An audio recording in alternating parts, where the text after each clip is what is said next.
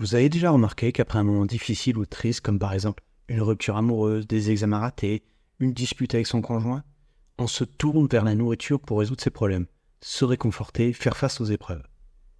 Et ça, cela m'a intrigué, car c'est quelque chose de commun, de banal, d'assez récurrent. C'est même un comportement qui est universellement constaté autour de soi quand on y réfléchit. Et donc, je me suis intéressé pour savoir d'où ça venait. Eh bien, c'est pas qu'une vue de l'esprit, déjà. En fait, il y a des explications hormonales derrière ce phénomène. Durant cette vidéo, je vais notamment vous expliquer quelques raisons de ce comportement et je vais aussi vous parler des solutions, car comprendre les choses c'est bien, les solutions c'est quand même mieux. Et donc savoir quoi faire quand on est dans cette situation. Alors pourquoi on a faim quand nous sommes tristes ? Pour faire simple, il y a 3 grands facteurs. Premièrement, il y a un réel désir plus fort de manger. En fait, quand nous sommes tristes, on est en état de stress. En réaction, notre corps va sécréter des hormones pour faire face à cette situation de stress, pour se défendre. Et parmi les hormones produites, celle qui va nous intéresser, c'est le cortisol. Cette hormone nous donne littéralement envie de manger des aliments riches en sucre et en gras. Donc on a un réel désir plus fort de manger de la nourriture quand on est triste, puisque c'est une réaction hormonale.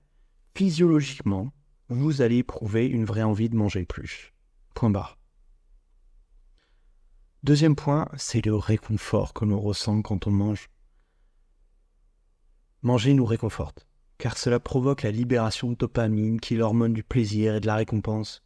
Donc manger au-delà du besoin physiologique, c'est-à-dire si on ne mange pas, on meurt, cela nous rend heureux, parce que c'est une réaction hormonale qui se produit en nous pour nous faire sentir bien.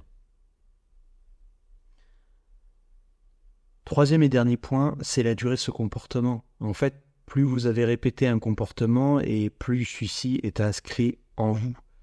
Donc il sera difficile de s'en défaire. Si pour Paul, qui depuis 20 ans, à chaque coup dur, il mange excessivement, alors que pour Anna, cela fait 1 an, il est évident que ce sera plus facile pour le second d'arrêter cette habitude par rapport au premier. C'est du bon sens. Pour résumer, on a donc 3 facteurs combinés qui vont jouer contre vous, si on peut dire. Ces 3 grands facteurs forment ce qu'on appelle une habitude. Donc, il y a un signal perçu par votre corps, je suis triste, donc réaction d'hormones face au stress, pour contrer le stress, comme le cortisol. Donc, je mange. Quand je mange, mon corps produit des hormones euphorisantes, style dopamine, endorphine, qui me font sentir mieux. Et tout ça, ça va renforcer ce comportement. Donc chaque boucle va rendre la boucle suivante de plus en plus prévisible. En gros, quand on a eu un comportement une fois, on a plus de chances de le reproduire. Et plus on a ce comportement, plus on a de chances de le reproduire à l'avenir. Alors maintenant qu'on a compris pourquoi on avait faim quand on est triste, je vais vous parler des solutions pour éviter de se goinfrer quand on est triste. Mais avant, une parenthèse de 2 minutes pour certains d'entre vous qui sont un peu naïfs. Ce que je vous propose, ce sont des solutions. Cela ne veut pas dire que c'est facile. Il va falloir faire des efforts, c'est une évidence.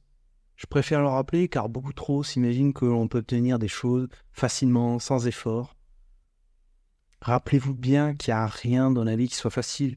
C'est difficile d'être heureux en coup, c'est difficile d'être riche, et c'est aussi difficile de résister à se goinfrer.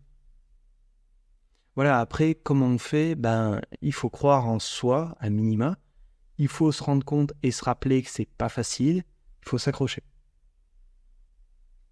Pour revenir au sujet, si vous souhaitez remplacer votre mauvaise habitude par une meilleure, je vais vous donner 2 possibilités. Une première solution pour éviter de manger quand on est triste serait de trouver et de faire une activité qui nous occupe l'esprit, les mains et qui nous plaît. Il faut que vous trouviez une activité qui vous occupe l'esprit suffisamment pour éviter de penser à manger, qui vous occupe les mains pour éviter de manger machinalement, et qui vous fasse plaisir pour avoir une récompense hormonale positive afin de contrebalancer le fait que vous soyez triste. Cela n'a pas besoin d'être une activité incroyable, par exemple jouer aux jeux vidéo. Cela vous occupe les mains pour tenir la manette, cela vous occupe l'esprit en captant votre attention pour rester attentif au jeu tout en évitant de penser à la nourriture. Et enfin, cela vous apporte du réconfort car cela vous fait plaisir, si cela vous fait plaisir. Donc dans ce cas-là, jouer aux jeux vidéo sera toujours mieux que de manger des chips dans son canapé, hein. Même si c'est pas l'activité du siècle, on est d'accord. L'idée, c'est de trouver un compromis réaliste que vous puissiez appliquer dans votre quotidien. À vous de trouver une activité qui vous convienne, qui réponde aux 3 critères précédents. Cela pourrait être jouer d'un instrument de musique, conduire sa moto. Le seul impératif est que cela réponde aux 3 critères précédents. Pour reprendre l'exemple des jeux vidéo, si vous mangez pendant que vous jouez, ça ne marche pas, hein. Il faut que vous trouviez autre chose. À noter, cette solution sera particulièrement efficace pour les personnes très obèses.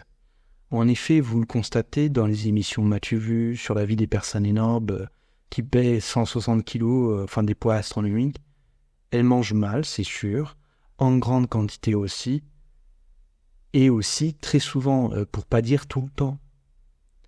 Les gens ne le perçoivent pas, faire 160 kg, c'est très dur en vrai. Quand vous faites 160 kg, vous n'êtes pas à 2 repas par jour et 3000 calories, hein, c'est faux. Vous passez votre temps à manger. Il faut vraiment manger constamment, sinon vous maigrissez. La vie de ces personnes tourne autour de la nourriture. Donc, si ces personnes-là passent de 6 repas à 5 ou à 4, elles vont perdre du poids de manière flagrante, sans trop le sentir, entre guillemets. Car ce sera difficile pour elles de garder le même total calorique sur 4 repas. Les repas sont déjà énormes. Il sera impossible d'augmenter la taille des repas. Passer un certain stade de poids vous oblige à augmenter la fréquence des repas pour devenir énorme. Regardez les chevaux. Donc, à réduire le nombre de repas vous fera maigrir inévitablement dans ce cas-là, en fait. La deuxième option, pour éviter de manger quand on est triste, qui répond d'ailleurs aux 3 critères précédents, hein, c'est-à-dire qui vous occupe l'esprit, qui vous occupe les mains et qui vous apporte une réponse hormonale positive, c'est l'exercice physique, particulièrement les sports d'endurance. Alors comment on fait ? C'est simple, quand vous êtes triste, vous allez vous défouler en faisant un jogging, en nageant, en faisant du vélo. L'idée n'est pas de se tuer dans l'effort, c'est plutôt d'avoir un effort assez soutenu pour solliciter l'organisme, pour provoquer ces réactions hormonales sans terminer épuisé. Il faut pas être rincé.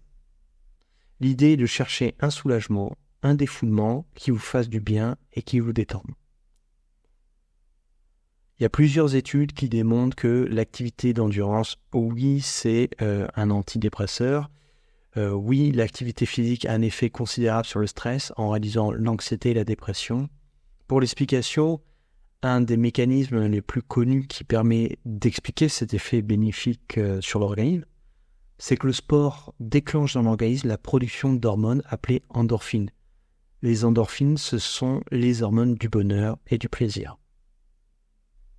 Après, on va pas se mentir, hein, cette option est beaucoup plus difficile à appliquer que la première, car elle nécessite un effort. Cet inconvénient, c'est à mettre en balance avec l'avantage qu'elle offre, l'augmentation de sa dépense calorique, ce qui n'est pas le cas de la première méthode.